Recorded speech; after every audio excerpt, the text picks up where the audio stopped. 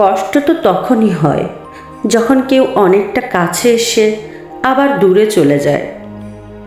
সম্পর্ক চলাকালীন নয়, সম্পর্ক ভাঙার পরেই বুঝবে কাকে কার কতটা প্রয়োজন ছিল। সব কিছুই আছে, তারপরেও কি যেন একটা নেই অনুভব করার নামই নিঃসঙ্গতা।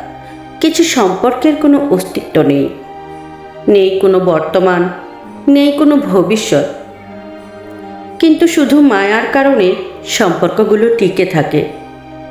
নিজের পরিবারকে ভালোবাসো, কারণ জীবনের সবচেয়ে খারাপ সময় তারাই তোমার পাশে থাকবে, অন্য কেউ না। এটাই বাস্তবতা। আমাদের ভিতরটা যখন কষ্টে ভরপুর হয়ে ওঠে, তখন কিছু কষ্ট উপচে বাইরে চলে আসে।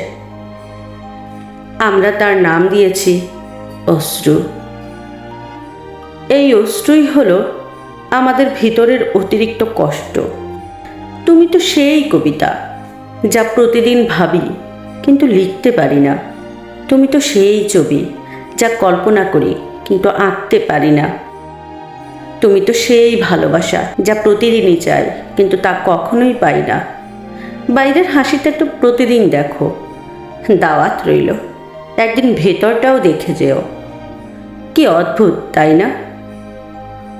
একজন নিজের সময় মতো SMS করে, আরেকজন বোকার মতো SMS-এর অপেক্ষা করে। যে স্মৃতিগুলো আমরা সুখের মনে করে জমিয়ে রাখি, একসময় সেই সুখের স্মৃতিগুলোই আমাদের সবচেয়ে বেশি মন খারাপ করে দিয়ে যায়।